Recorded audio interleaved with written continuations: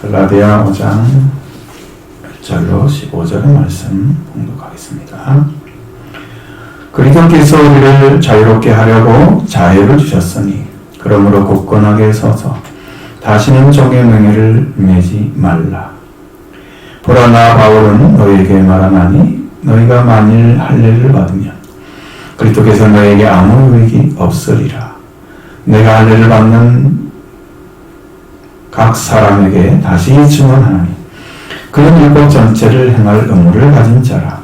율법 안에서 어렵다함을 얻으려 하는 너희는 그리스도에게서 끊어지고 은혜에서 떨어진 자로다. 우리가 성령으로 믿음을 따라 의의 소망을 기다리나니 그리스도 예수 안에는 할례나 무할례가 효력이 없으되 사람으로서 역사하는 믿음뿐이니라. 너희가 그런지를 잘 하더니 누가 너희를 막아 진리를 순종하지 못하게 하더냐. 그 권면은 너희를 부르신 이에게 정한 것이 아니니라. 적은 물을 이은 덩이에 퍼지느니라. 나는 너희에게 아무 다른 마음을 품지 아니할 줄 주 안에서 확신하노라. 그러나 너희를 요동하게 하는 자는 누구든지 심판을 받으리라. 형제들아, 내가 지금까지 할례를 전한다면 어째 지금까지 박해를 받으리요. 그리하였으면 십자가의 걸림돌이 제거되었으리니 너희를 어지럽게 하는 자들은 스스로 되어버리기를 원하노라. 형제들아, 너희가 자유를 위하여 부르심을 입었으나 그러나 그 자유로 육체의 기회를 삼지 말고 오직 사랑으로 서로 종노릇하라. 온 율법은 내 이웃사랑하기를 내 자신과 같이 하라 하신 한 말씀에서 이루어졌나니 만일 서로 물고 먹으면 빚자 멸망할까 조심하라. 아멘. 오늘 이 말씀은 많이 차이가 납니다. 제가 번호로 본 성경하고 말씀이 차이가 나요. 5장 1절에 있는 말씀은 4장 20절 이하의 말씀에 연결되어 있어요. 원래가. 그래서 이게 이 말씀이 연결이 되어져야만이 이해가 쉽게 되는데 장을 그렇게 안 나누어 있잖아요. 그러니까 이게 장을 나누는 사람이 전문가가 아니었어요. 인쇄업자였어요. 프랑스에. 그 사람이 절도 만들고 뒤에 장도 다 이렇게 해가지고 이상하게 성경을 잘라놨습니다. 그러다 보니까 내용과 상관없이 이렇게 떨어져 나와가지고 장수도 만들고 자수도 만들고 이렇습니다. 어쨌든 우리가 역사적인 걸 가지고 있기 때문에 어쩔 수 없는 거고 세계적으로 서로 합의를 해서 성경을 바꾼다면 몰라도 그러기 전까지는 써야 되겠죠. 자, 율법과 관계, 이게 갈라디아 5장에서는 주제의 전환이 일어납니다. 율법 관계에서 다루었던 말씀을 그리스도께서 자유를 주는 말씀으로 바꿔집니다. 그럼 여기도 1절 말씀을 빼고도 13절 말씀에 자유를 위하여 너희를 불렀다라고 말씀하시잖아요. 그러면 그 자유가 앞에도 들어있고 뒤에도 들어있는 거예요. 그러니까 자유가 없는 건 아니에요. 자유가 똑같이 있어요. 그런데 앞으로 들어가는 것이 더 정확하게 성경을 이해할 수 있는 말씀이죠. 그래서 우리를 자유롭게 하려고 자유로운 말씀으로 이렇게 바꿔지는 거예요. 율법에 속박되었던 자에게 주시는 말씀은 자유입니다. 이 말씀을 통해서 아직도 하나님께서 바울을 통해 주시는 말씀 앞에 정직하게 회개하고 믿음을 통해서 역사하시는 사랑의 율법에서 떠나서 하나님의 말씀으로 돌아오는 자들이 많이 있을 것인데 돌아오지 않는 자들도 많이 있었을 것입니다. 율법에 속한 자들에게 주시는 자유는 그리스도께서 율법 아래 있는 자들을 속량하심으로 이루어졌습니다. 이건 놀라운 은혜입니다. 여러분, 여기서 빠져나가서는 한 사람도 없습니다. 지상에 사는 사람죠. 이 속량만 그걸 가능하게 합니다. 그리스도의 속량. 그러니까요, 길이 없어요. 예수님만이 길이에요. 오직 한 길밖에 없어요. 저는 그게 보여지거든요. 정확하게. 그래서 그리스도를 통해서 죄와 사망에서 해방이 이루어졌지만 우리에게 주시는 자유는 유대교 거짓 교사들에 의해서 다시 종의 명예를 내는 율법의 종이 되라고 주신 것이 아닌데 그걸 따라가고 있는 거예요. 만약 그렇게 이렇게 살아가는 교사들이 거짓된 구원을 받아들여서 그 삶을 추구하게 된다면 우리는 그리스도가 주신 아들과 왕의 신분을 잃게 됩니다. 그리고 율법의 정죄와 저주에 들어가서 살기로 결정이 되는 거예요. 우리가 하나님께서 처음 주신 신분을 찾았는데 신분도 다 뺏기고 그 신분도 다시는 돌아갈 수 없는 자가 돼서 신앙의 실패자가 되는 겁니다. 이렇게 무서운 일이 자행되고 있는 그곳에 바울이 지금 편지를 보낸 거예요. 이걸 영어로 바울은 다 봤다는 거죠. 자, 먼저 그리스도께서 우리에게 주신 것이 무엇인가 보십시오. 자유입니다. 1절 먼저 보시겠습니다. 그리스도께서 우리를 자유롭게 하려고 자유를 주셨으니 그러므로 굳건하게 서서 다시는 종의 멍에를 매지 말라. 아멘. 자, 이 말씀입니다. 그리스도께서 우리를 자유를 주시려고 자유롭게 하셨으니. 이게 지금 자유를 주시려고 이게 늘자가 두 개 계속되니까 이걸 바꾸기 위해서 자유롭게 하시려고 자유를 바꿔버린 거예요. 법을. 저는 이렇게 하는 게 많다고 봅니다. 그러므로 확고하게 서서 다시 종살이의 멍에에게 붙잡히지 않도록 하라. 붙잡힌다는 거예요.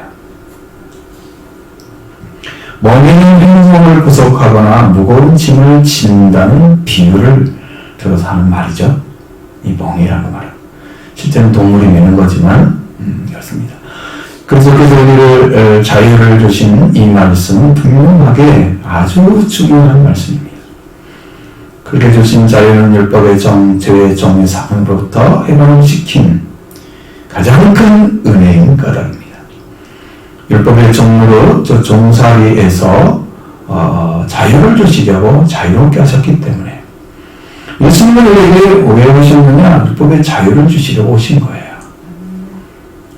여러분도 마찬가지고 저도 마찬가지고 유대인도 마찬가지예요. 우리도 갈라디아 교회 성도들 여러 지방, 이건 이방 지방이잖아요. 그러니까 유대 나라가 아니잖아요. 그러면 우리 여러 갈라디아 여러 교회 성도들과 같이 이방인입니다. 동일하죠? 그럼 구약의 율법을 배운 적이 없어요. 생활 속에서 안 배웠죠. 교회 와서 겨우 아는 거잖아요. 그렇죠? 이거 뭐 우리가 배워야 할 의무가 없었던 것이고 한 번도 그런 적이 없습니다. 근데 이 문제가 뭐냐면 본성으로 율법을 행하게 되잖아요. 그럼 율법을 읽는 자와 같이 취급을 받습니다. 그리고 그것으로 망합니다. 그 율법을 다스림받지 않는 자가 세상에 아무도 없다. 그 율법의 저주를 받는 자리에 있고 율법의 정죄를 받는 자리에 살아왔다. 그래요. 그 율법의 저주를 받는 분이 누구예요? 우리가 이전에 말씀 주신 것처럼 갈라디아 3장 13절 말씀에서 그리스도께서 우리가 저주가 되셨다고 그랬잖아요. 저주에서 율법의 중에서 우리를 속량하셨는데 그분이 나무에 달리는 저주하려 있는 자랑 신명기 21장 3절의 말씀을 이루어서 율법의 저주에서를 속량해 주셨습니다. 그렇기 때문에 우리가 자유로운 거예요. 율법에 대해서 속량이 어떻게 하냐? 오직 나무에 달린 자는 저주를 받는다는데 예수님이 저주를 받은 자가 돼서 저주가 되신 거예요. 예수님이 우리의 축복이 되신 것처럼 우리의 죄를 위해서는 저주가 되신 거예요. 너무 반전이잖아요. 예수님 우리의 복인데 그 복이 되신 분이 우리의 저주를 대신 메고 저주가 되신 거예요. 그래서 그 저주에 달려서 예수님이 죽으셨어요. 그러면 저주가 없었다는 뜻이잖아요. 죽었다는 의미는 저주에서 해방된 거죠. 살아있다면 이게 안 죽은 거예요. 없어지지 않았어요. 예수님 저주를 없애버렸어요. 죽음으로써. 예수님 율법은 하나님께 주시는 말씀입니다. 그러니까 율법의 저주를 받는 것은 하나님의 저주를 받는 거예요. 그럼 하나님 말씀 아니라고 한 사람 없죠? 그럼 그 하나님 주신 말씀으로 저주를 받는 거 하나님의 저주죠. 어떻게 할 거예요? 저주 받을 수 있는 길을. 해보는 길은 예수님밖에 없는데. 우리는 예수님의 그리스도는 법에서 우리를 해방시켜 주셨습니다. 그래서 주신 자유는 율법에서의 자유입니다. 해방됐습니다. 두 번째로 그리스도께서 주신 자유는 율법의 요구를 다 이루어 주심으로 주신 자유입니다. 이 말씀은 상당히 어려우니까 잘 따라오시기 바랍니다. 이건 율법이 요구하는 것, 즉 하나님께서 사람이 하나님께 나가야 할 때, 근데 사람은 죄를 지었어. 그리고 언제라도 죄를 위해서 제사를 드려야 하면 되는 거죠. 그죠? 그런 율법을 지키는 거잖아요. 이러한 율법을 채워줄 수 있는 유일한 방법이 첫 번째 그리스도의 속량을 우리가 믿음으로써 채워지는 거예요. 그 다음에 생활은 어떻게 해요? 그 이루어진 다음에 생활은 계속 살아야죠. 그 삶을. 그 다음에 육신을 따르지 않고 영을 따라 행하는 자에게 율법의 요구가 이루어져서 율법의 정죄에 받지 않는 삶이 되는 거예요. 이 두 가지가 자유인 거죠. 이해 안 되셨나요? 이해가 되셔야 됩니다. 엄청나게 중요한 일입니다. 여러분의 일생에 있어서 영이 사느냐 죽느냐가 결정되는 아주 중요한 일입니다. 그래서 이제 하나님께 나가는 이런 문제를 해결해 주셨기 때문에 우리가 이제 필요한 말씀은 로마서 8장 3절 하반절의 말씀이 필요해요.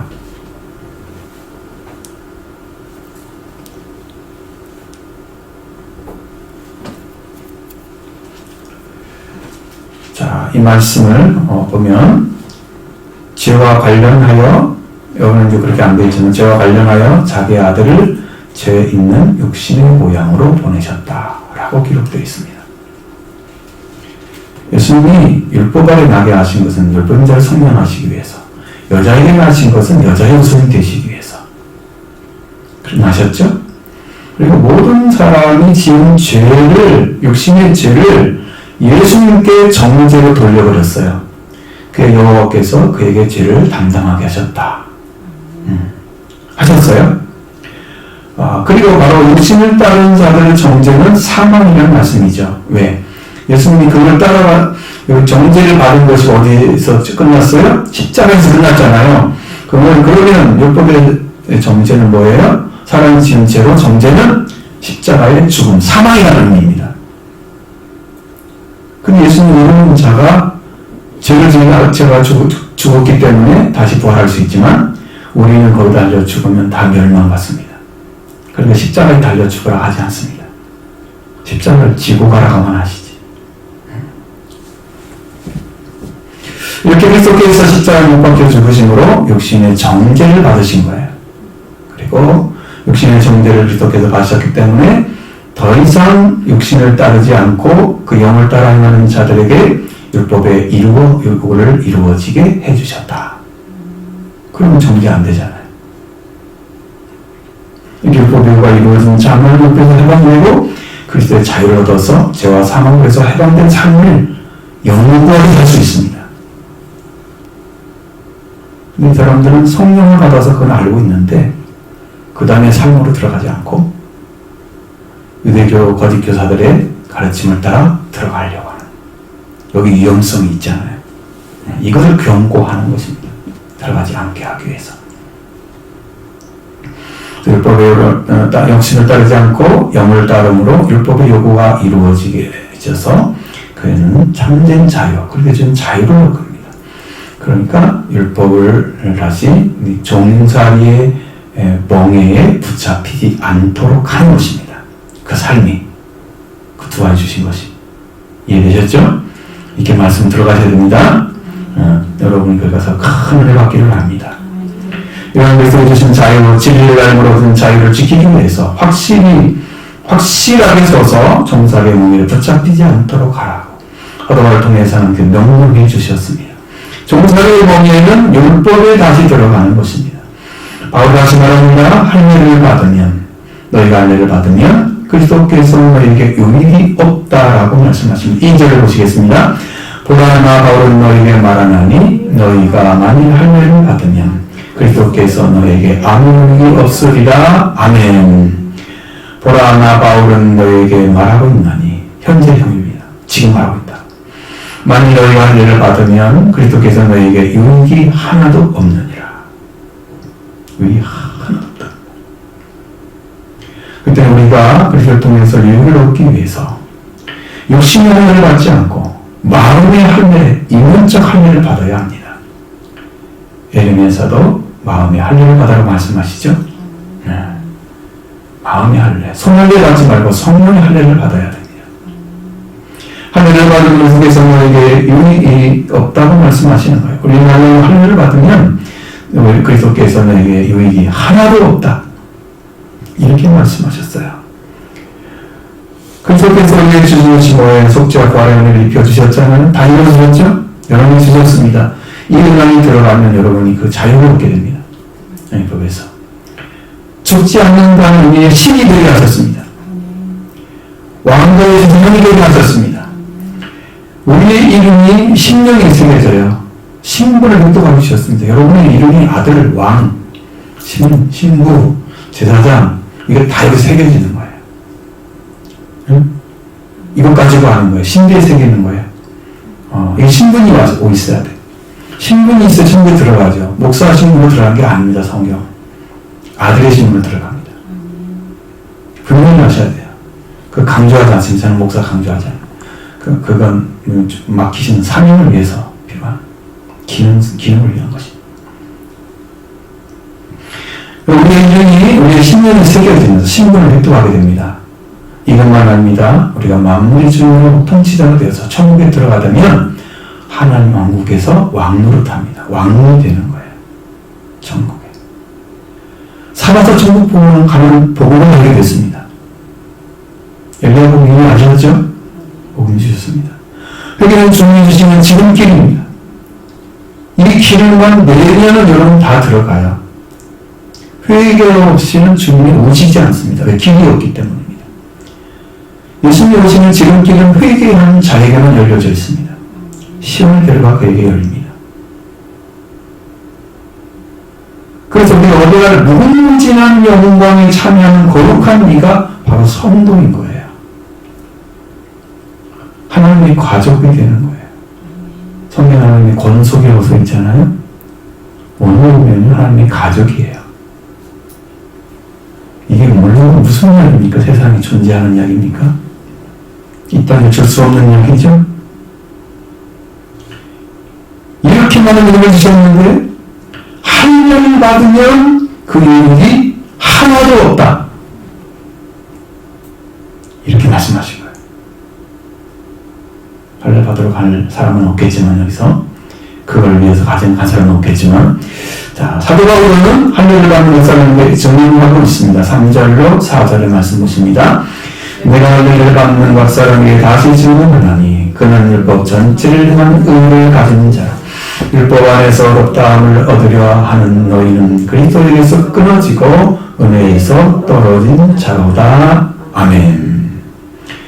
자, 이 말씀은 뭐냐면 내가 할례를 받고 있는 각 사람에게 다시 증언하나니 그는 율법 전체를 행해야 할 빚진 자라. 의무란 말은 항상 빚뜻을 우리말로 바꿔서 이렇게 나왔어요. 의무라고. 율법 안에서 의롭다함을 얻으려 하는 너희는 그리스도에서부터 끊어지고 은혜에서부터 떨어진 자로다 라고 말씀하고 있습니다. 바울은 방대하게 말했습니다. 내가 할례를 받고 있는 각 사람은 다시 증언한다 그랬습니다. 율법 전체를 행할 빚을 진 자라고 했습니다. 빚은 어떻게 해야 돼요? 안 갚으면 채무자. 제 건데 아니죠? 채무자 됩니다. 여러분, 이거 율법 전체 안 행하면요 그냥 죽어요. 율법 아래 들어갔기 때문에 다시. 그래서 성령은 올라가면 떨어져 나갔어요. 그런데 그 전체를 해야 됩니다. 왜 이런 말씀하셨을까? 할례를 받는 그들은 예수를 믿는 믿음으로 없다면서 하나님 앞에 산자로 들어가면서 포기하고 율법 안에서 의롭다함을 얻으려고 다시 나섰기 때문입니다. 무서운 일이에요. 그렇죠? 너희는 율법 안에서 의롭다함을 얻으려 한다고 말씀하십니다. 이렇게 되는 자들은 무엇을 포기해야 됩니까? 그리스도를 포기하고 은혜를 놓아야 합니다. 그들은 그리스도에서 끊어지고 은혜에서 떨어진 자입니다. 언어에는 떨어진 자라고 안 쓰고 떨어졌다라고 했습니다. 그리고 이 말씀과 같이 그리스도부터 끊어집니다. 그러나 하나님께서 그리스도를 보내셔서 우리에게 주신 구원, 이 구원의 은총이 그에게서 사라진다는 거예요. 하나님의 영광도 들어갈 수 없는 자가 됩니다. 은혜도 떨어진 자입니다. 은혜는 하나님이 주시는 자발적이고 제한 없는 사랑의 선물이에요. 더구나 동일하게 은혜를 받기를 원합니다. 하나님은 누구에게 막고 있는 분이 아니에요. 다 주기를 원합니다. 인간이 무가치해요. 왜? 죽으면 지옥 갈 수 있잖아요. 무가치하죠. 하나님께 구원받지 못하면 지옥 가죠. 무가치하죠. 무가치한데 불구하고 그 크신 사랑으로 인해서 속죄와 생명 주신 그 자체를 은혜라고 합니다. 이 은혜가 떨어져 있는 그는 어디로 가서 하나님의 사랑을 다시 받을 수 있겠습니까? 가능성이 사라져버리는 거예요. 그는 죽은 자, 은혜에 패하여진 자가 되고 마는 것입니다. 이런 심각한 신앙의 우리를 갈라디아 성도들에게 바울이 말했는데 그들은 알고 있었을까요? 전혀 몰랐을 것입니다. 여러분도 그렇게 읽어본 적이 없잖아요. 이게 깊이 있게. 그죠? 이게 보시면 알 수 있죠. 무슨 말인지. 우리는 성령으로 믿음을 따라 은총을 기다리고 있다고 고백합니다. 5절 6절의 말씀을 같이 봅니다. 우리가 성령으로 믿음을 따라 의의 소망을 기다리나니 그래서 예수 안에서는 할례나 무할례나 효력이 없으되 사랑으로서 역사하는 믿음뿐이니라. 아멘. 이 말씀은 참 어려웠습니다. 제가 하기는. 자, 우리는 성령에게 믿음에서부터 의로움의 소망을 간절히 기다리고 있나니 그리스도 예수 안에서 할례나 무할례가 유효하지 않으나 그러나 사랑을 통하여 일하고 있는 믿음뿐이니라. 여기에 중심은 뭐냐면 의로움이에요. 의로움이 무엇을 얻느냐 그거예요. 우리는 이렇게 하고 있다라는 얘기예요. 지금 바울이 하는 얘기는 우리는 이렇게 하고 있다. 성령을 통해서 자 간절히 바라고 있는 의로움의 소망이 어디서 출발했느냐? 의로움의 소망은 성령에게 믿음에서부터 출발이다. 그럼 성령을 갖지 않고는 믿음이 생기지 않죠. 성령이 없는 사람은 믿음이 안 생겨요. 그것은요 자기 신뢰, 자기 자신의 신념에 가까운 거예요. 성령이 주는 믿음은 사라지지 않습니다. 부정하지 않는 한. 그를 부정하고 대항한 자가 되지 않는 한 사라지지 않습니다. 바울은 성령을 거두지 않기를 기도했잖아요. 내게 성령을 거두지 마시오. 죄를 지었을 때 간절히 기도했잖아요. 그 성령 거두면 다 끝나는 거예요. 근데 성령에게 믿음부터 의의 소망을 간절하게 기다리고 있다는 거예요. 의로움의 소망이 거기서 출발하는 성령이 출발하는 거예요. 그러니까 할례나 무할례는 그리스도 예수에서 보면 아무런 효력이 없어. 유효가 하지 않아. 또 할례 받을 때는 구원받고 할례 못 받기 때문에 구원 안 받았다. 이것은 없어요. 그러니까 아무 효력이 없어. 효력이란 말이 더 정확한 것 같아요. 어느 정도 유효라고 써 있습니다. 유효하지 않으나. 오직 사랑을 통해서 믿음만 사랑을 통해서 믿음만 일하고 있다. 그 믿음만이 의로움을 준다는 의미입니다. 성령으로 출발한 믿음이 의의 소망으로 기다리게 만드는데 그 마지막 끝은 사랑으로 하나님을 통해서 우리에게 주시는 것이 이루어지는 게 그 믿음이 일을 해서 의로움이 완성된다는 의미입니다. 지금 그 의를 얻어야 되잖아요. 그 의를 얻기 위해서 지금 신앙생활을 하는 거예요. 이거 하나 얻으면 여러분 다 얻는 것입니다. 주님이 나를 의롭다 하시고 하나님을 의롭다 하시는 자리에 주께 주신 은혜를 통해서 들어가게 되면 우리는 다 얻은 거예요. 예수님을 얻었는데 예수님은 천하잖아요. 이 세상의 모든 만물의 주인이시잖아요. 그거보다 높은 거 있어요? 줄 것도 없잖아요. 대단히. 다 얻었어요. 자, 그러니까 이 사랑을 통해서 역사는 믿음밖에 없는데, 일하는 믿음밖에 없는데, 그러면 사랑이 어떻게 오느냐? 보세요. 로마서 5장 5절에 여기에 답이 있습니다. 놀랍게도 여러분에게 사랑이 부어지는 분 누군가를 분명하게 말씀해주고 있습니다. 소망을 그렇게 하냐면 우리에게 주신 성령으로 말미암아 하나님의 사랑이 우리 마음에 부음바 되니니 사랑을 부으는 분은 성령이십니다. 사랑은 성령의 의시고 하나님은 사랑이십니다. 이게 완전한 거예요.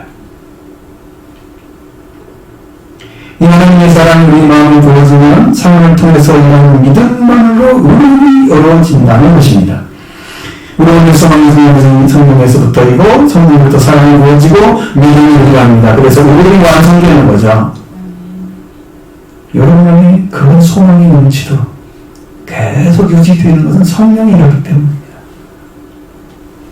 그래서 의로움이 영구해지는 거예요. 성령이 오시면. 그러면 여러분 영원히 하나님 들어가는 거예요. 그 축복이 여기서 나와요. 여기 지금 그리스도를 통해서 속죄를 벌어지는 어떻게 의미잖아요? 자유. 여기서 끝나면 끝나는 거예요.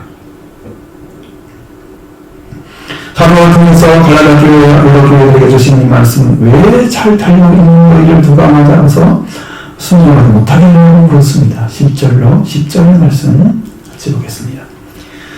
너희가 다른 길을 하더니 누가 너희를 막아 진리를 순종하지 못하게 하더냐. 그 권면은 너희를 부르신 이에게서 난 것이 아니니라. 저런 너희 온덩이에 퍼지느니라. 나는 너에게 아무 다른 마음을 품지 아니할 줄을 주 안에서 확신하노라. 그러나 너희를 부동하게 하는 자는 누구든지 심판을 받으리라. 아멘. 베스트 10절 말씀을 잘못 읽었어요. 너희에게 이렇게 읽었잖아 제가. 여기도 그렇게 읽어지네. 너희가가 맞습니다. 자, 여기 말씀은 뭐냐면 너희가 그런 잘하고 있는데 누가 너희를 방해하여 진리를 복종되지 아니하도록 하고 있느냐. 이 권면은 너희를 부르시는 이에게서부터가 아니다. 적은 물이 온 덩어리를 발효시키느니라. 나는 너에게 하나도 다른 마음을 품지 아니할 것을 주 안에서 확신하노라.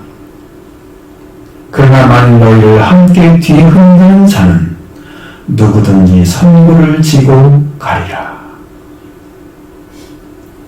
바뀌었죠? 하나가 완전히 바뀌었죠? 이 말씀이 맞아요. 근데 이렇게 하면 못 알아들으니까요. 단어를 바꿨어요. 7절 말씀으로 바울이 갈라디아 교회 성도에게 이것을 묻는 이유를 여러분도 아셔야 됩니다. 이렇게 왜 이 말을 하는지.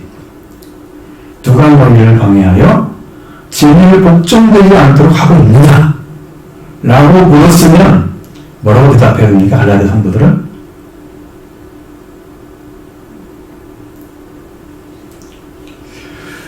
질문하면 하죠.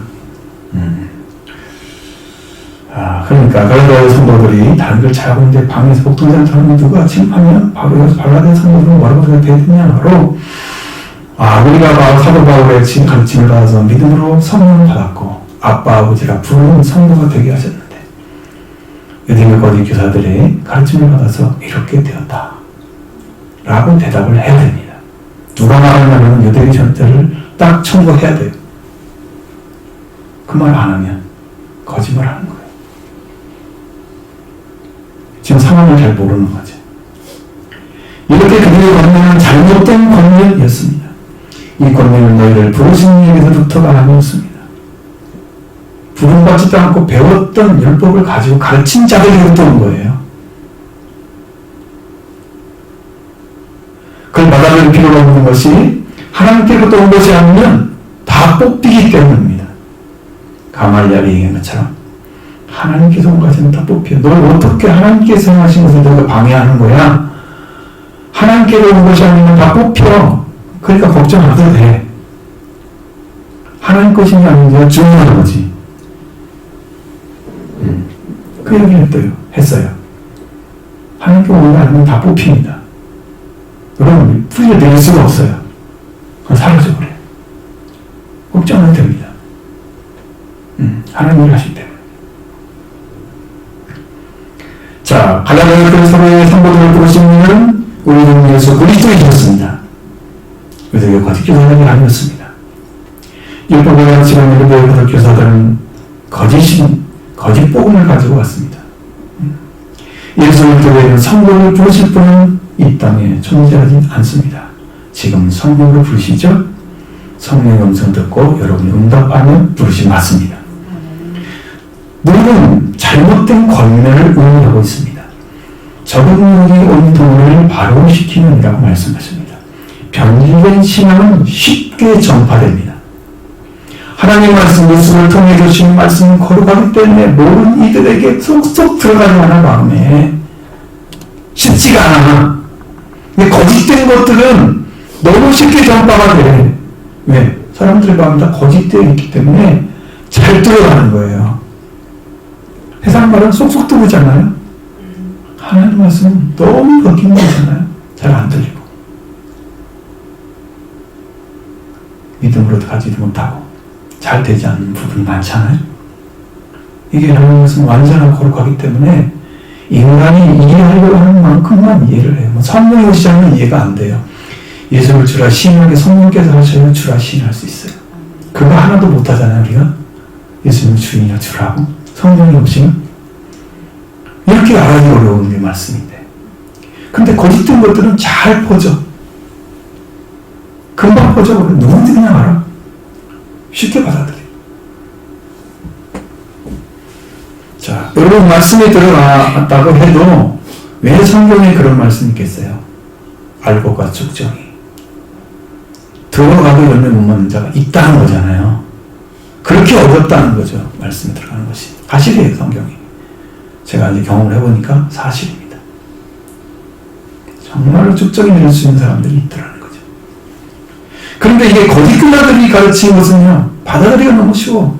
그냥 행동을 옮기면 되는 거예요. 이 덩어리, 이 교훈이, 이 권면이 누룩입니다. 이것이 누룩이 온 덩어리를 발효시켜버립니다. 그러면 적은 누룩인데 그 들어와서 차츰 들어가서 거기 전체를 다 먹어버려요.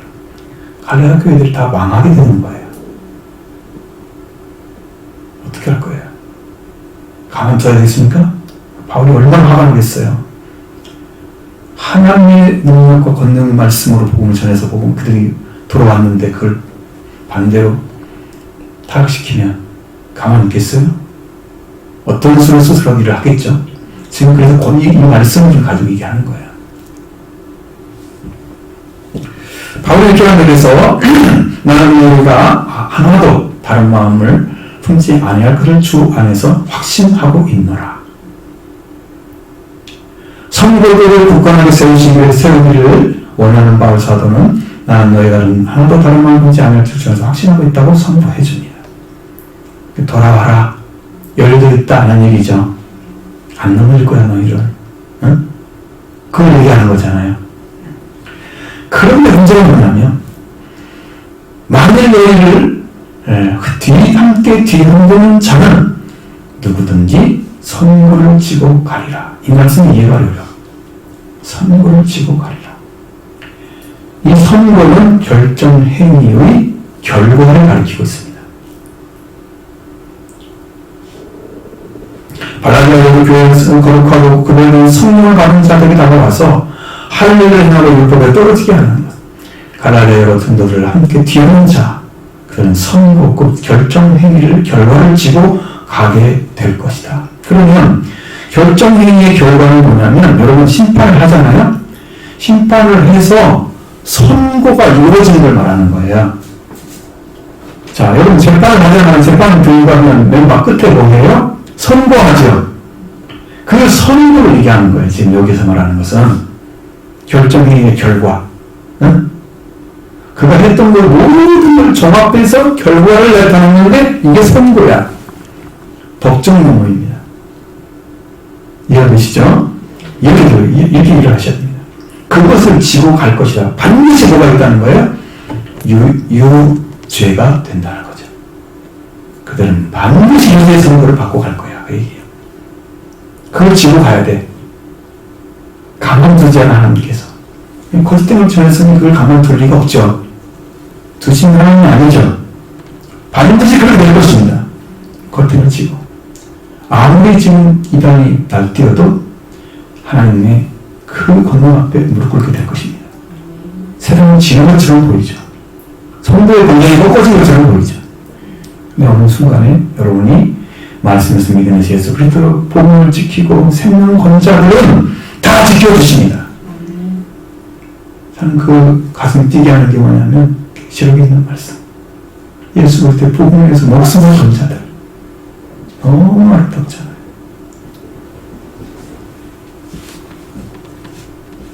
그들이기 때문에 우리가 사는 거예요. 지금 이 땅이 지금 버티고 있는 거예요.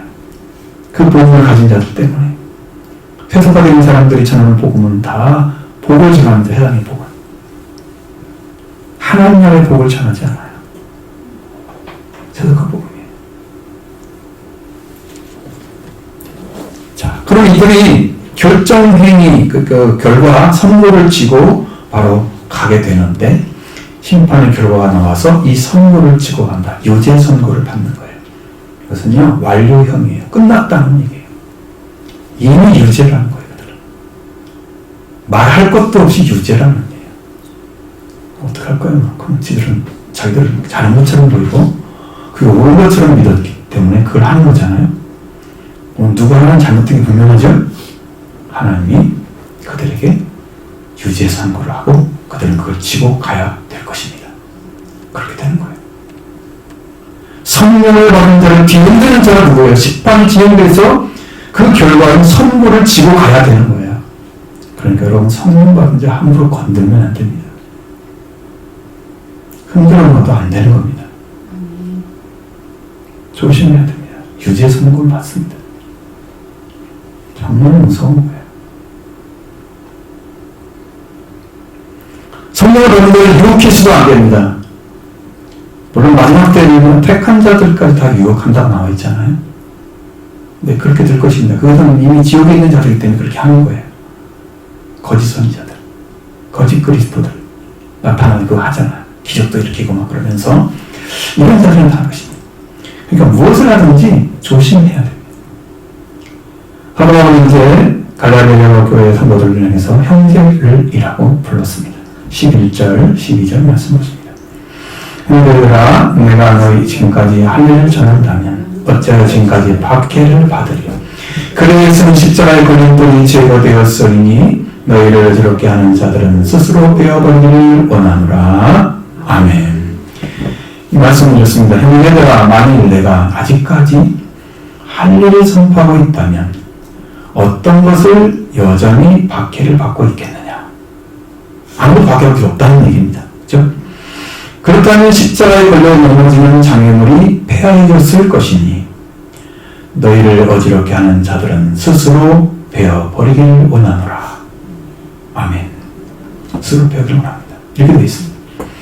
자, 분명히 사도 바울은 사역이 왜 이렇게 어려움을 당하고 있는가? 이런 고통스러운가? 왜 이렇게 반대에 부딪히는가 알 수 있습니다. 그들이 꺼려하고 조롱하지 않는 그리스도의 십자가의 말씀을 전하기 때문이에요. 너무 힘들어요. 그런데 하나님이 그것밖에 구원의 길을 열지 않으셨어요. 그럼 십자가 길을 걸어가야죠. 십자가를 지고 가야죠. 하나님의 사랑의 결정체가 바로 십자가에 돌아가신 예수님이십니다. 만일 바울이 여전히 하나님을 선포하고 있다면 어떤 것을 박해를 받고 있었겠어요? 박해 받을 리가 없죠. 유대인들이 좋아하고 그것을 유대인 민족의 정체성을 밝혀주는 가장 중요한 것 중에 하나예요. 할례가. 그죠? 이걸 전한다면 유대인 민족의 전통적인 거예요. 율법적인 거예요. 민족적인 거예요. 대형 하늘을 받았을 것입니다. 박해원 이거 있어요? 없죠. 박해 따위는 존재하지 않을 것입니다. 그렇게 전한다는 십자가에 걸려 넘어지게 하는 그런 장애물들이 폐하해졌을 것입니다. 아무 효력이 없다는 의미예요. 그런 것들이 전하지 않습니까? 바울은 여기다 이를 어설피는 자들은 스스로 배우기를 원하며 노골적으로 그들이 제거되기를 바라고 있습니다. 바울은 그들이 너무 싫다는 거죠. 악하다는 거죠. 여러분, 이렇게 어지럽히는 자도 사랑해야 되나요? 악은 제거해야 되죠. 예수님도 우리를 모든 악에서 구하시옵소서. 악은 절대로 사랑할 존재가 아닙니다. 악한 자는 사랑할 수 있습니다. 그러나 악은 사랑하면 안 됩니다. 바울은 그를 느끼는 감정은 그들은 스스로 배우기를 버리기를 원하는 정도로 고통스러웠다. 그리고 바울은 갈라디아 교회 성도들에게 그리스도 형태가 갖출 때까지 해서는 고통을 겪고 있다고 했던 말씀도 여러분 기억해야 됩니다. 다시 태어나야잖아요. 잉태가 돼서. 유대교사들 때문에 그리스도를 잃어버린 자들, 그리스도 관계가 멀어지고 율법에 따르는 자들이 많았을 것입니다. 근데 율법의 저주와 정죄와 저주에서 성령을 입은 성도들은 다시 율법을 살게 하는 범죄자들이 되고 만 거죠. 이들이 갈라디아 5장 10절 하반절에 그러나 만일 너희를 함께 뒤오는 자는 누구든지 선고를 지고 가리라 라고 말씀하셨죠. 범죄의 증거로 선고를 지게 하고 가는 거예요. 유죄 쓰는 거예요. 이번은 사도 바울은 너희를 어절패는 자들은 스스로 배우기를 원한다면 노골적으로 그들이 사라져야 됨을 말하고 있는 거예요. 사라져야 된다.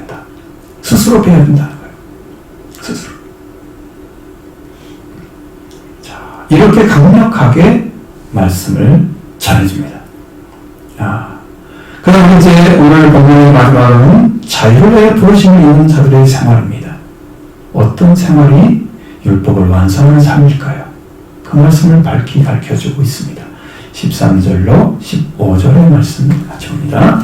형제들아 너희가 자유를 위하여 부르심을 입었으나 그러나 그 자유로 육체의 기회를 삼지 말고 오직 사랑으로 서로 정노릇하라. 온 율법은 내 이웃사랑하기를 내 자신같이 하라 하신 한 말씀에서 이루어졌나니 만일 서로 물고 먹으면 피차 멸망할까 조심하라. 아멘. 여기도 어마어마한 메시지가 들어있어요. 하나님께서 바울 통신 말씀 중에 어마어마한 메시지가 들어있어요. 자, 이 말씀 이렇습니다. 형제들아 너희가 자유를 내어 부르심을 받았으나 오직 그 자유에게 육체에게 기회를 위하여 하지 않도록 하고, 말이 잘 안 돼요. 근데 그 원어는 그렇게 되어 있습니다. 무슨 말인지 이해가 됐어요. 도리어 사랑으로 섬겨라.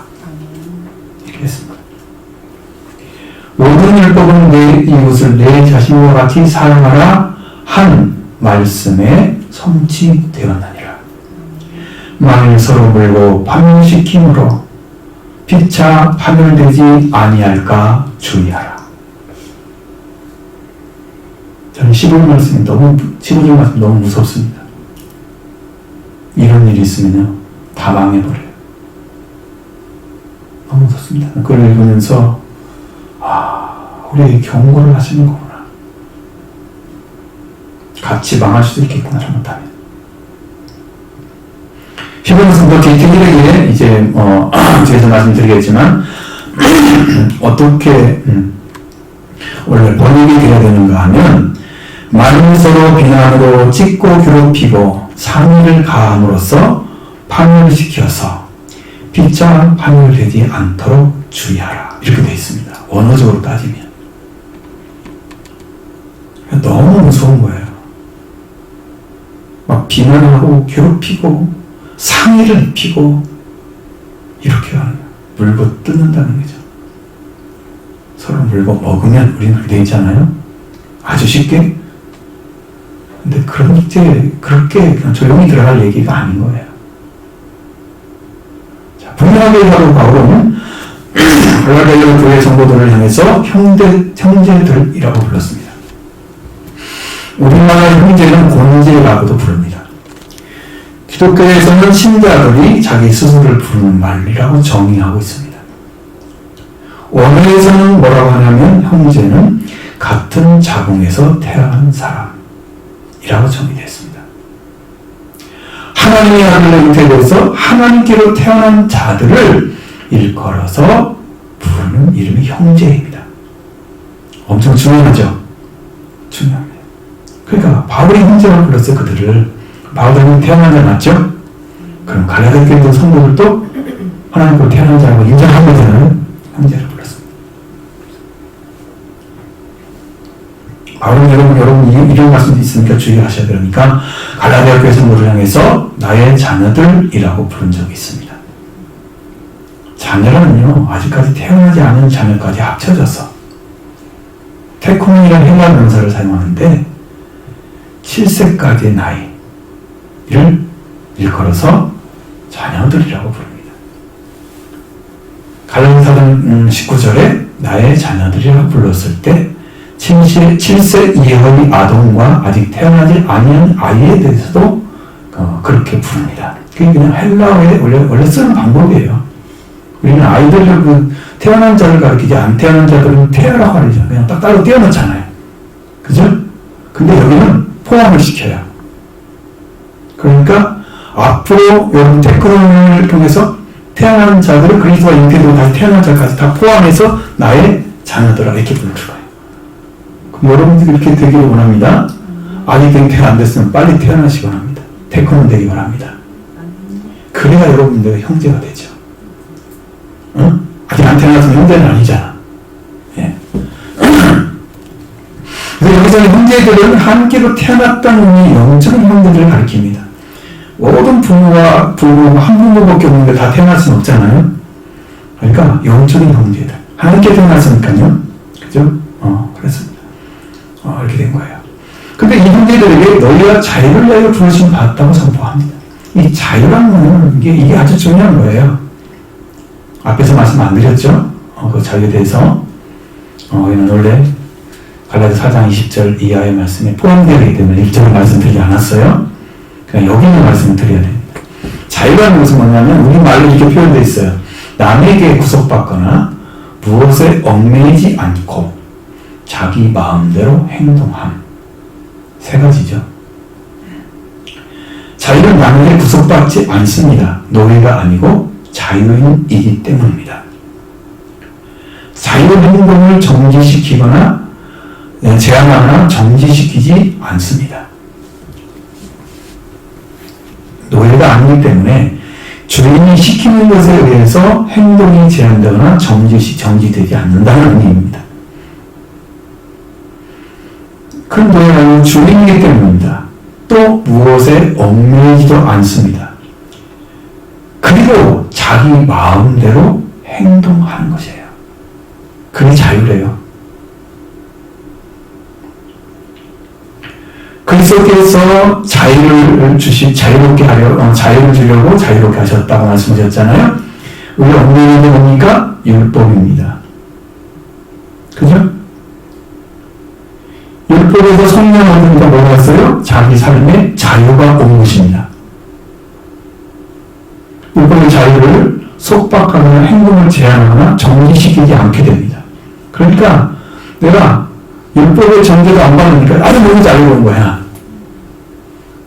자, 율법에 얽매이지 않게 됩니다. 그리고 자기 마음대로 행동한다고 써 있잖아요. 여기 자유는 분명하게 책임이 따른다는 거예요. 자기의 자유가 자기 자신에게는 소중합니다. 이 자유를 얻는 자가 하나님의 말씀을 따르지 않고 자신이 원하는 자유를 가지게 된다면 그런 것은 존재하지 않는다. 왜? 법이 없는 자유는요, 무질서입니다. 내가 원하는 대로 하면 되는데 무슨 상관이냐, 네가? 사람의 관심만 가지고도 얘기하잖아요? 이건 안 돼. 그러면. 왜? 그렇게 한 적이 없잖아. 제약시키잖아요. 그 싫어, 그것도. 그것도 싫은데, 율법에서는 물론 이제 해방되기 때문에 아무 걸림돌이 없어. 근데 무질서한 자유를 가지고 자기가 누리는 자유라고 얘기하면 다른 사람 피해는 어떡할 거예요? 자기 마음대로 해서 다른 사람이 느끼는 감정이나 이런 고통스러움이 있다면 어떡할 거예요? 그렇게 할 수 있어요, 자기 마음대로. 분명히 자기 마음대로 행동한다고 자유의 본문이 들어가 있잖아요. 이렇게 영적인 자유를 얻으면 내가 원하는 것을 어떤 것도 구속되지 않는다고 하는 자유를 것을 자유라고 생각하는 사람들이 있다, 신앙인 중에는. 그것이 자기 중심적인 자유로 육체에게 기회를 위하는 것입니다. 육체에게 기회를 위하여 하는 거예요. 행동하는 거예요. 그렇게. 그 말씀이 이제 이해가 되셨죠? 그러면 그리스도께서 자유를 주신 것은 자기 자신 육체의 자유를 구현하기 위해서 아니라는 것이죠. 13절에 형제들아 너희가 자유를 위하여 부르심을 받았으나 오직 그 자유를 육체에게 기회를 위하여 하지 않도록 하고 도리어 사랑으로 섬겨라. 말씀하셨어요? 이 말씀 깊이 새기시기 바랍니다. 자유가 자기 자신의 삶에 있어서 자유를 만끽하는 종류의 자유를 주신 것이 아닙니다. 자기가 원하는 대로 다 행해도 괜찮은 자유가 아닙니다. 오직 자유를 육체의 기회를 하지 않도록 하고 도리어 사랑으로 섬기는 자유입니다. 그렇게 명령하는 이유를 아십니까? 자유를 육체에게 기회를 위하지 않는 것이 바로 육체가 원하는 것을 마음껏 살도록 하면 멸망을 받습니다. 그 자유를 가지고. 자, 여기서 조금 어려운 단어만 쓸게요. 육체라는 말을 씁니다. 육체에게 기회를 주지 말라고 그랬잖아요. 육체라는 말 씁니다. 그런데 대부분 이제 육이라는 말 써도 되게 다 이해가 되는 단어예요. 이 단어가. 육체란 살크스라는 말을 씁니다. 이건 헬라어만 얘기할게요. 육이라는 것은 그건 신체나 혹은 사람 그 자체를 가리킬 때도 살크스라고 육이라고 합니다. 신체 혹은 그 사람 자체를 얘기할 때도 쓰는 단어예요. 사람이라고 쓰면 안쓰럽어서 사람을 쓰면 되는데 그걸 안 쓰고 그렇게 쓴단 말이에요. 그렇게 쓴단 말이에요. 그러니까 이렇게 자유로운 자가 자기의 신체나 혹은 나 자신에 의해서 누리는 자유, 이걸 주신 게 아니다. 그런 기회를 만족하게 하려고 주신 자유가 아니라는 거죠. 육체의 기회를 하지 않도록 해야 된다. 사랑으로 도리어 사랑으로 섬겨라. 섬기는 삶으로 넘어가는 거예요. 미워진 삶에서 이제는 다 해결돼서 사랑의 이웃을 섬기는 삶으로 넘어가는 거예요. 이게 자유예요. 질서 있는 자유예요. 하나님이 명령한 자유예요. 그래서 네 이웃을 내 자신같이 사랑하기 두 번째 계명이라고 말씀해 주신 거예요. 여러분에게도 이루어지기를 원합니다. 이 사랑이 이루어지면 사랑이 완성이 됩니다. 그러면 율법도 완성이 됩니다. 성경의 진리예요. 맞습니다. 이 사랑을 이웃을 사랑하는 사랑으로 섬기는 것은요, 우리가 그 이웃을 섬김으로 자유를 얻은 삶을 구현해내는 거예요. 삶이 되는 거예요. 사랑이 섬김의 삶이 되는 거예요. 이게 자유예요. 성경이 말하는 자유예요.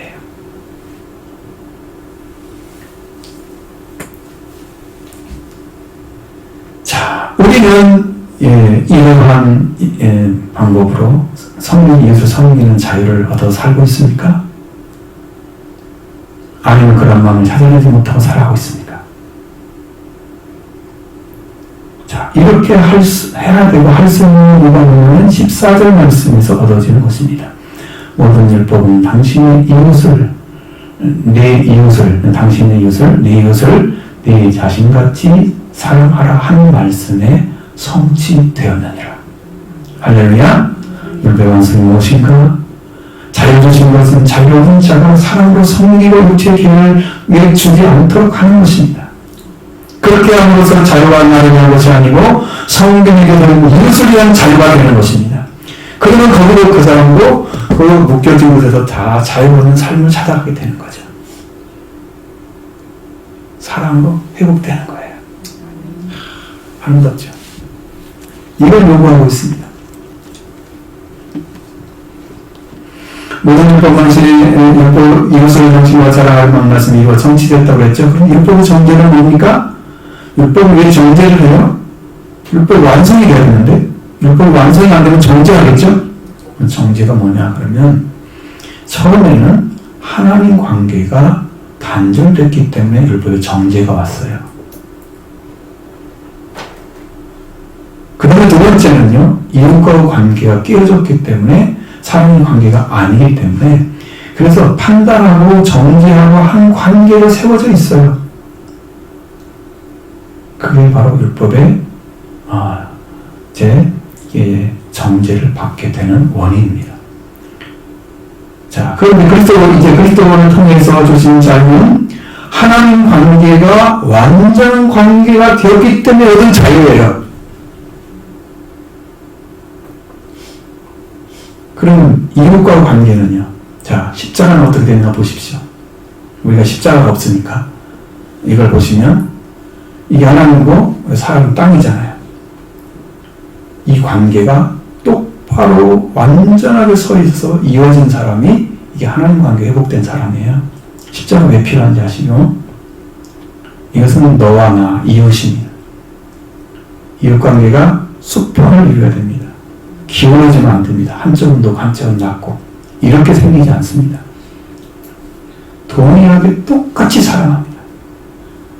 어떤 가치를 줘 사랑하는 게 아니에요.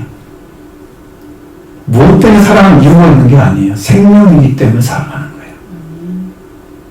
저는 난 돈을 줬기 때문에 아니에요. 돈 안 준 사람 사랑하려고 성경에 써있나요? 그러니까 그런 조건이 없다 이 말, 제 말 말씀드린 것은 조건이 없습니다. 하나님의 사랑이 그렇게 되어 있단 말이에요. 그 사랑의 완성이 이게 이웃으로 가면 나를 사랑한 것처럼 이웃을 사랑하라고 똑같잖아. 나하고 사랑해. 그럼 내가 저 사람인 거죠.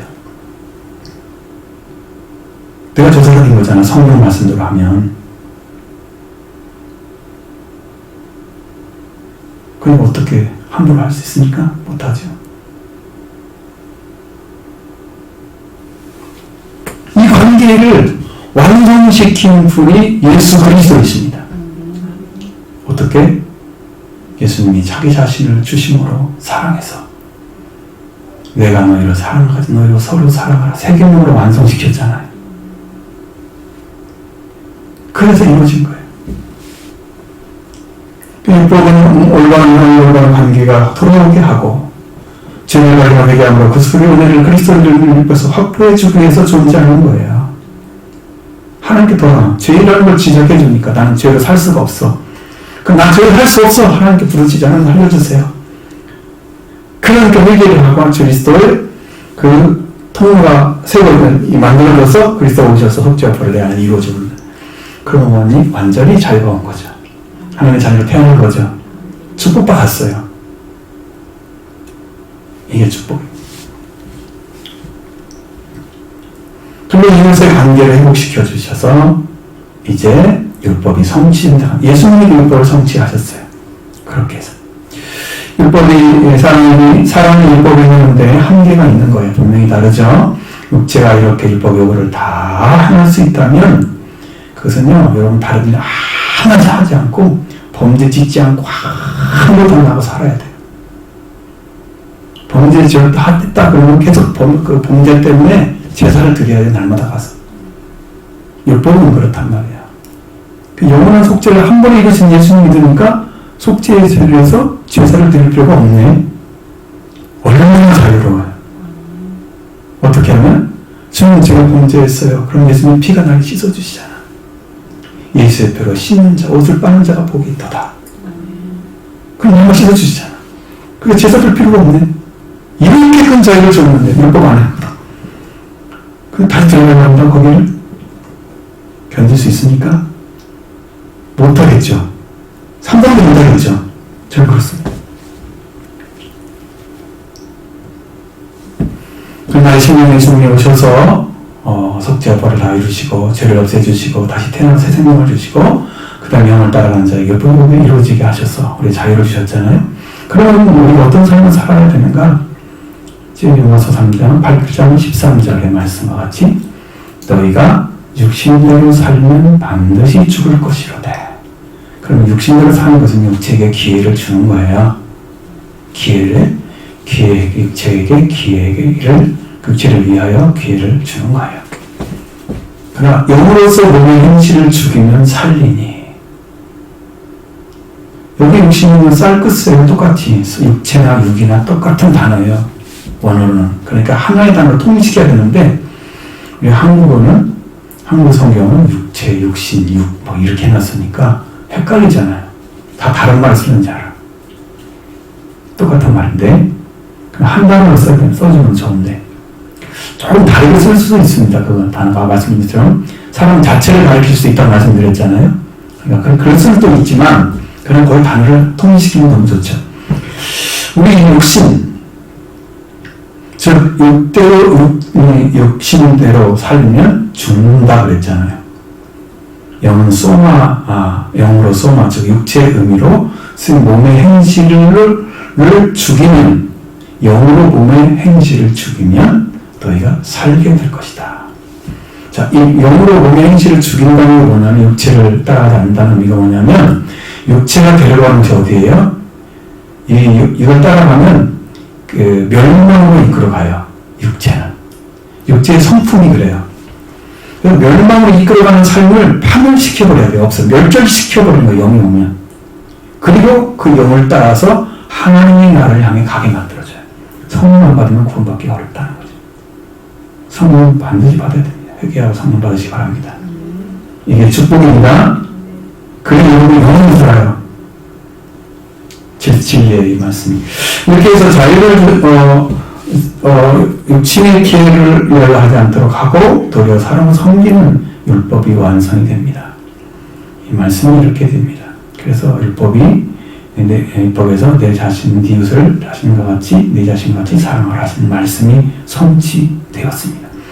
사랑이 보면 하나님께서 항상 주시는, 성령이 오셔서 주시는 사랑이에요. 하나님의 사랑은요 이렇게 부어지고 있습니다. 율법을 성취한 사랑이에요. 하나님은 어떻게 사랑했냐 그러면, 왜 하나님이 사랑이라고 하는 말을 쓰냐 그러면, 단어가 하나님은 사랑이셔서 독생자를 세상에 주시도록 사랑했어요. 주실 정도 사랑했어요. 그리고 하나님의 아들로 오신 예수 그리스도는 죽기까지 복종해서 하나님을 사랑했습니다. 이렇게 하나님의 사랑을 증거하시는 분이 성령이십니다. 이 사랑을 증거하시는 성령이세요. 그래서 하나님은 사랑이십니다.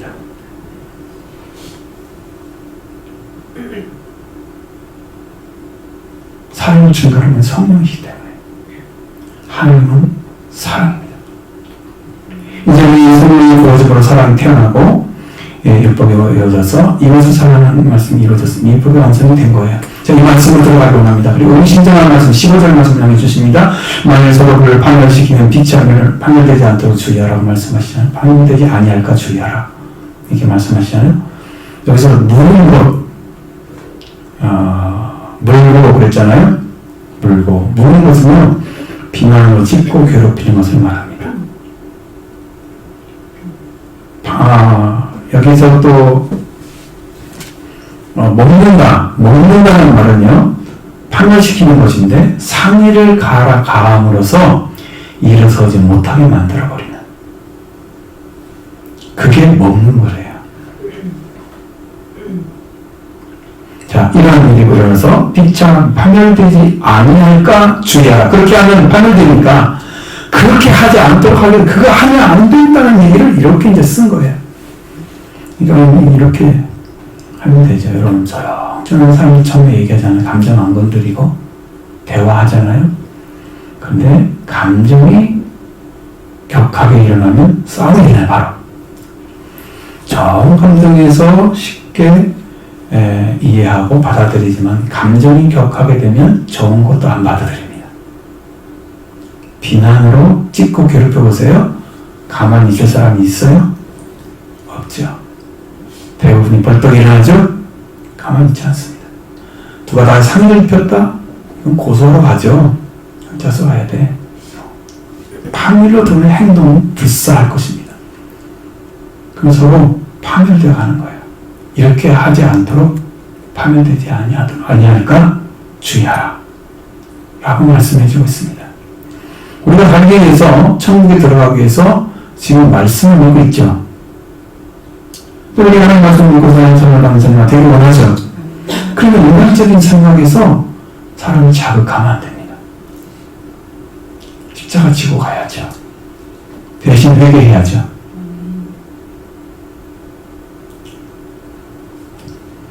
이 말씀이 있습니다. 잠언서 15장 1절에 유순한 대답은 분노를 시기하여도 과격한 말은 너를 격동하느니라. 이 말씀이 갑자기 기억이 났어요. 준비하는 가운데. 그래서 이 말씀이 듣는데 연결되죠? 이 말씀 15절하고 연결되죠? 그래서 오늘 하는 대답은 분노로부터 돌아오게 하여도 상처를 주는 말은 분노를 오르게 하느니라. 오늘 보니까 약간 이렇게 하는 게 맞는 것 같아요. 부드럽고 온화한 대답을 하잖아요, 사람이. 그러면 분노로부터 돌아오게 만듭니다. 회복시킵니다. 원래 상태로 마음을 이렇게 내려놓고 바라보도록 만듭니다. 그러나 과격한 말은 아픔을 주거나 상처를 주는 걸 말해요. 이런 말을 하잖아요. 그러면 분노를 끌어오르게 합니다.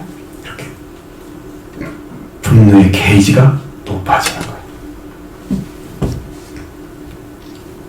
자, 근데 우리가 중요한 것은요, 구원을 받으면 말이 온전해져요.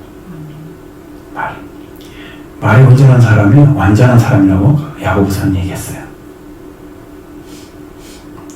우리 그리스도 성령이 이루어지면 이제 말이 태어납니다. 하나님 말씀.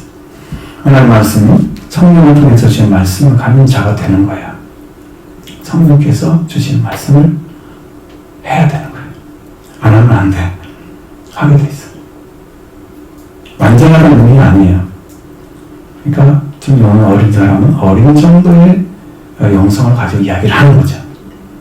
또 깊어지면 깊은 영성을 가지고 얘기하는 거죠. 그 차이는 분명히 있어요. 없는 게 아니에요. 바로 태어나면 하나님 말씀을 완전하게 할 수 있는 게 아니에요. 왜냐하면 영적인 일이 부족하기 때문에 우리 아이가 태어나기 때문에 영으로. 그렇습니다. 그리고 이제 성장하면 성령이 주시는 말씀으로 생각하고 말을 하게 돼요. 그 대화가 성령의 말을 해야 돼요. 나중에는 자기 말이 없어져요. 성령의 말만 남아요. 그래서 하나님의 말씀만 하는 자가 돼요. 그럼 장성한 자예요. 성령한 자예요.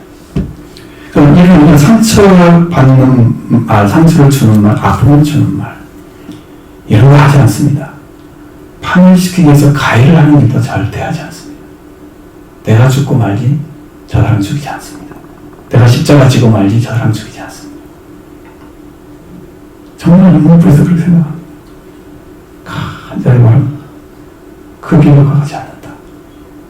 주님도 그러지 않으셨고 저희도 그런 말 하신 적이 한 번도 없으시고 저도 그렇게 생각하고 살아갑니다. 그렇게 믿습니다. 자, 이제 이 말씀 다 들었습니다. 여러분이 차지할 게 뭔가를 한번 오늘 잘 살펴보시고 회개할 것이 있는지 또 기도할 것이 있는지 함께 기도하도록 하겠습니다. 같이 기도합니다.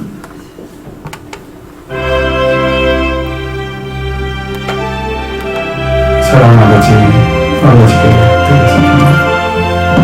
신령하게 하시고 모든 양들을 몰아내시고 성령의 권능으로 끌어주셔서 놀라운 진리의 말씀으로 이 말씀으로 세워져가도록 도우시기를 감사합니다. 우리의 말씀으로 세워져가기를 하나님을 구합니다. 성령이시여 영원히 끌어 주옵소서.